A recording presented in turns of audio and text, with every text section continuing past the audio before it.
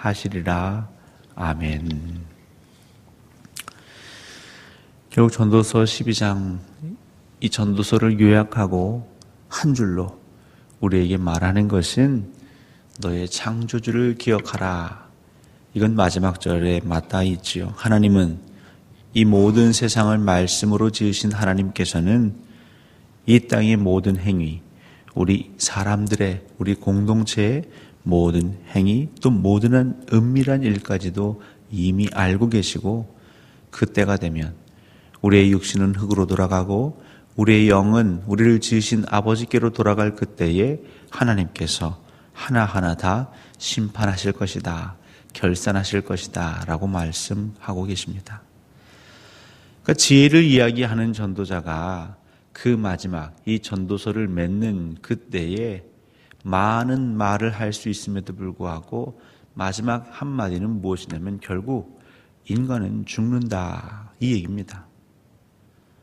해 아래 새 것이 있는 줄 알고, 해 아래 또 다른 구원의 길이 있는 줄 알고, 해 안에 나의 공허함을 채울 수 있는 다른 무엇인가가 있는 줄 알고 헤매이는 사람들, 그렇게 세월을 허황되게 보내는 사람들, 많은 믿음의 조상들이 얘기한 그 율법 외에도, 지혜의 말씀 외에도 또 다른 어딘가에 파랑새가 있다라고 생각하는 사람들, 하지만 그들의 걸음걸음 안타깝지만 헛되고 헛되다는 것이죠. 미지의 땅을 찾아보고 또 다른 나, 그런 나를 찾아보는 걸음걸음, 하지만 나중에는 어디에서 모이냐면 죽음의 문턱에서 만날 수밖에 없다는 것을 강조하고 있습니다.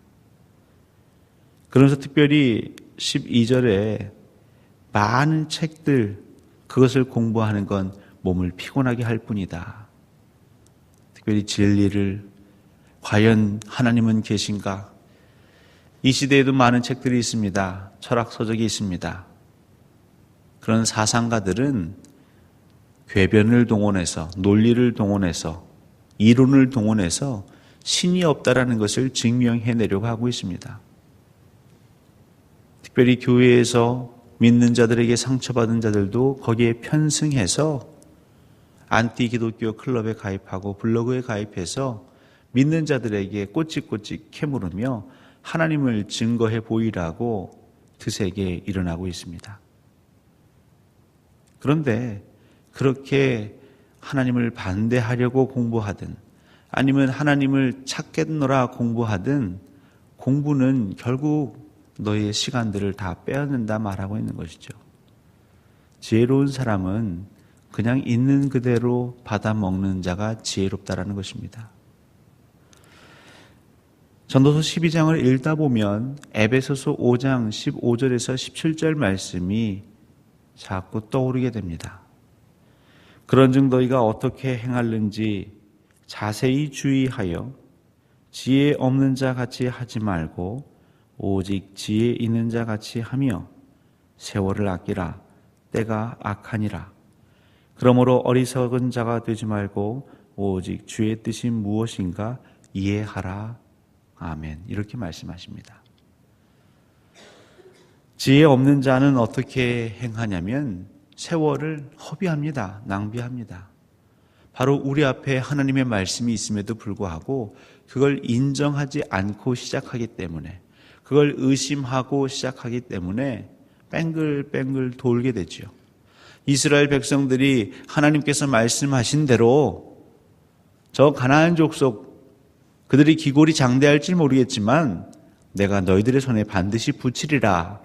여러분, 그 말씀을 믿고 그냥 그 말씀을 받아 먹고 순종했더라면 그들은 충분히 세월을 아낄 수 있었습니다.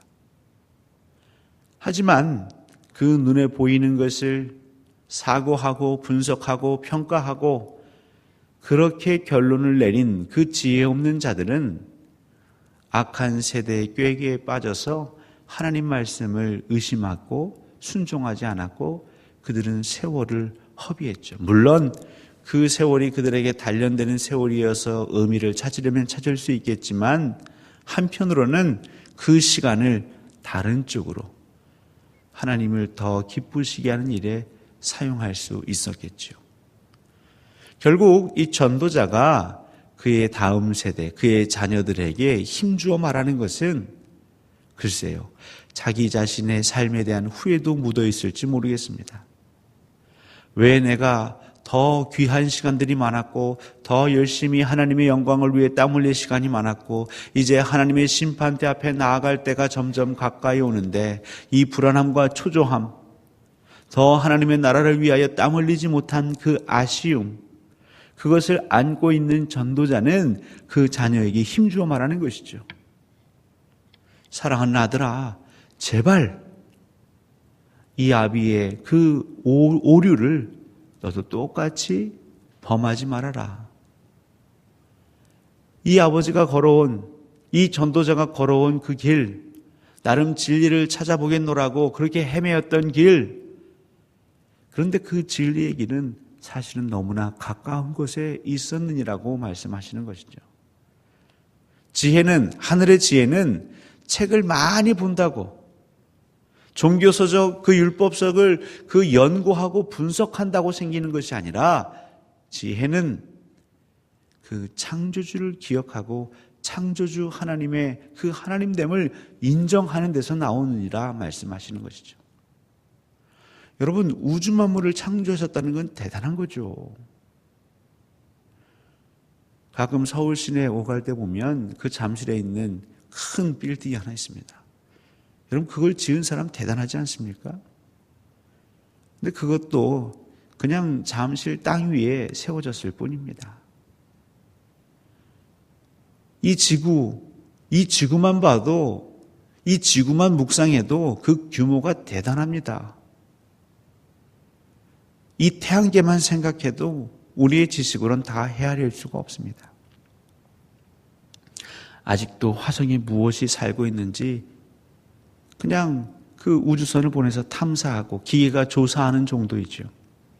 그런데 이런 태양계가 수십억 개 있는 이 우주를 창조하신 그 하나님, 여러분, 우리가 믿는 하나님은 사실 우리가 고백하고 우리가 살아가는, 그냥 상상하는 그 하나님과는 차원이 다르십니다. 지혜가 깊고 우리의 생각보다 넓으신 그 하나님, 전도자는 끊임없이 얘기하는 것이죠. 그 하나님을 기억하라. 그 하나님을 전적으로 믿고 신뢰하라.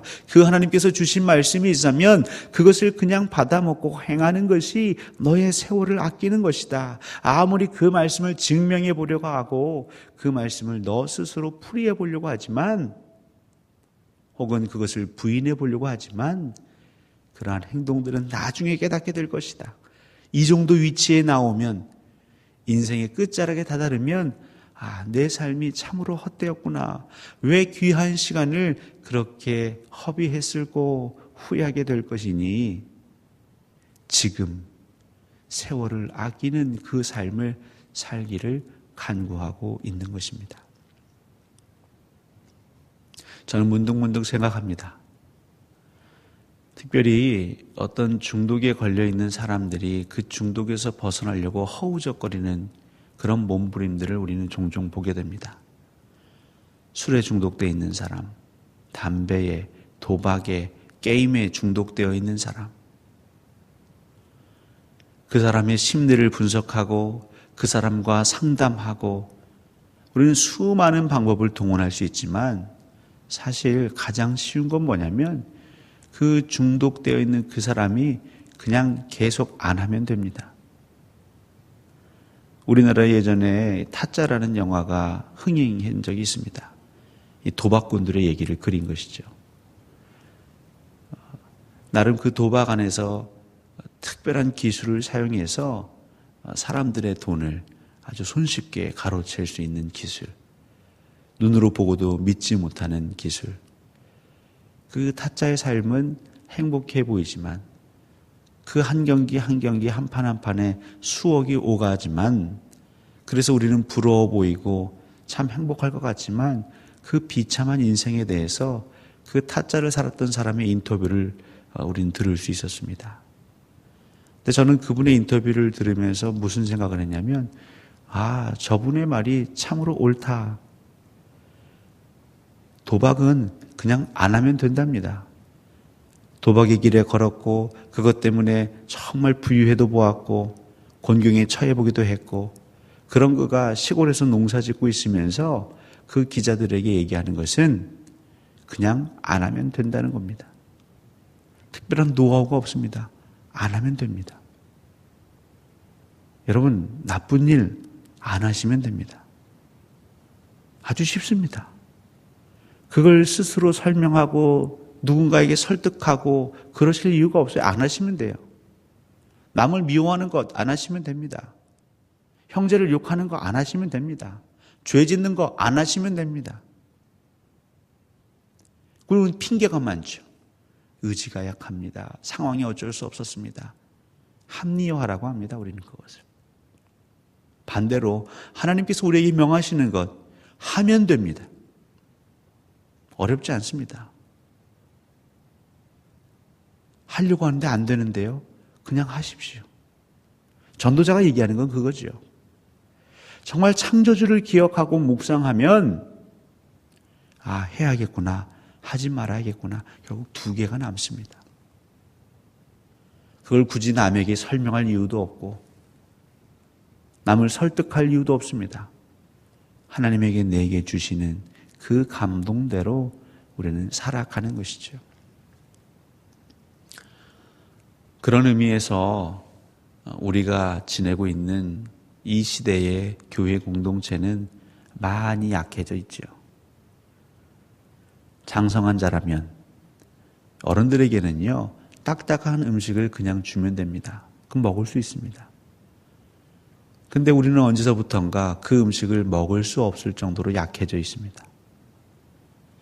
여러분들은 장성한 자라 생각할지 모르겠지만 우리 한국교회 수준을 우리 한국교회 역사 가운데에 딱 올려놓으면 한국교회가 100살이 넘었다고는 하지만 세월을 거꾸로 가고 있죠. 점점점 애기가 되고 있습니다. 부드럽게 갈아줘도 투정합니다. 먹지 않으려고 합니다. 조금 먹으면 다 토해냅니다.